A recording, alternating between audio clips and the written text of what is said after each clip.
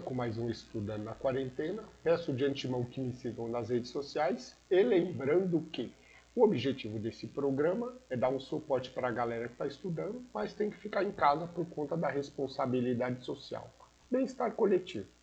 Bom, na aula de hoje falaremos sobre o tempo e o lugar do crime, tá? Me acompanhem nos slides. Quanto ao tempo e o lugar do crime, é importante nós sabermos que tanto um como o outro existem três teorias previstas, tanto para o tempo como o local do crime, né? Lugar do crime. E essas teorias são divididas da seguinte forma. A primeira delas, teoria da atividade. Ela vai se preocupar com o momento em que é praticada a ação ou a omissão criminosa, não se preocupando com o momento do resultado. Bom, segunda teoria, por consequência, é a teoria do resultado, que se preocupa com o momento em que ocorre o resultado, mas não se preocupa com o momento em que ocorre a ação ou omissão. E a terceira é uma teoria que conjuga as duas, a primeira e a segunda, né? Teoria da ubiquidade ou teoria mista. Ela vai se preocupar, ela vai ser aplicada tanto no momento em que ocorre a ação ou omissão, bem como no momento onde ocorreu ou deveria ter ocorrido o resultado. Bom, vamos ver então o que o nosso código adotou em relação ao tempo e ao lugar do crime.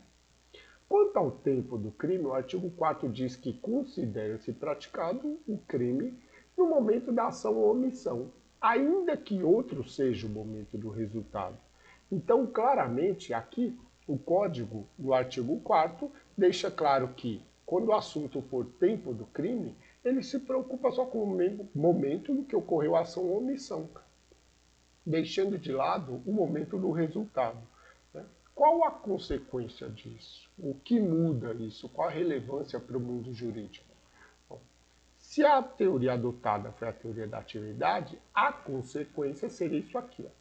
Vamos imaginar, por exemplo, um menor de 18 anos. Ele está a 2 dias de completar 18 anos de idade. Se ele pratica um fato que está tipificado como crime, e esse é o momento da ação ou omissão, imagina que ele pratica um fato de homicídio, um fato típico de homicídio, 2 dias antes de completar 18 anos. Essa pessoa vai ficar 1 mês internada e ela só vai morrer daqui a 1 mês, né? E a pergunta é, nós vamos entender que essa morte pode ser atribuída a esse menor na qualidade de um ato infracional ou crime? Né? Porque se eu considerar o momento da ação ou omissão, ele tinha 17 anos. E é isso que diz o Código Penal, né? No momento da ação ou omissão, quanto ao tempo do crime, ele tinha 17 anos. Então, por essa lógica, ele não pratica crime.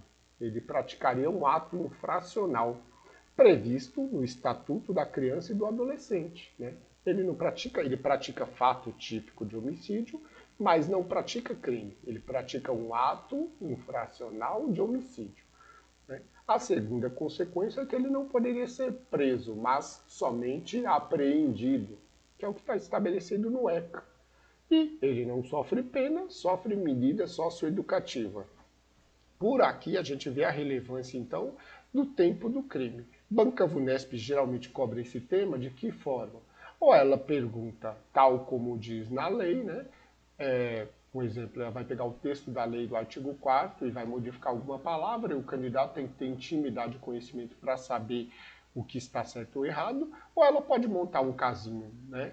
Um casinho concreto ali, explicando que a data da ação ou omissão, o agente tinha 17 anos, era menor de idade. E aí a resposta seria que ele não responderia por crime, mas por ato infracional. Ok? Quanto ao lugar do crime, aí já está no artigo 6º do Código Penal. Lá diz que considera-se praticado o crime considera-se praticado o crime no lugar em que ocorreu a ação ou omissão, no todo ou em parte, bem como, e aí continua, onde se produziu ou deveria produzir-se o resultado. Então aqui é um claro exemplo da teoria da ubiquidade ou teoria mista, que conjuga a teoria da atividade, teoria do resultado, faz essa conjunção. Ela considera tanto o momento da ação quanto a omissão quanto o momento do resultado. Essa é a teoria adotada, ubiquidade.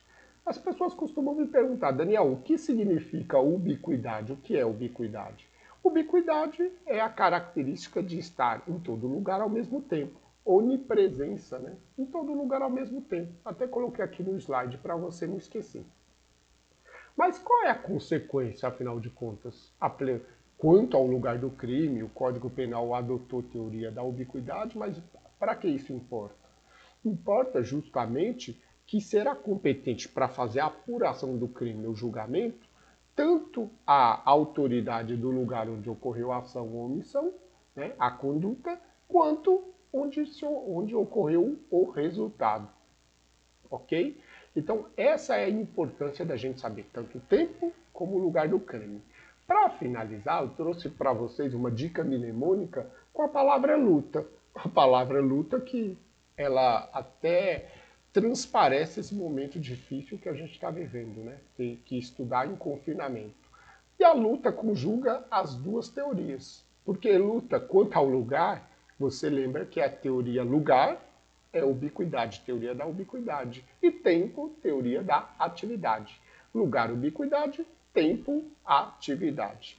Por hoje a gente fica por aqui. Agradeço o carinho e o respeito de todos. Um ótimo dia para todos.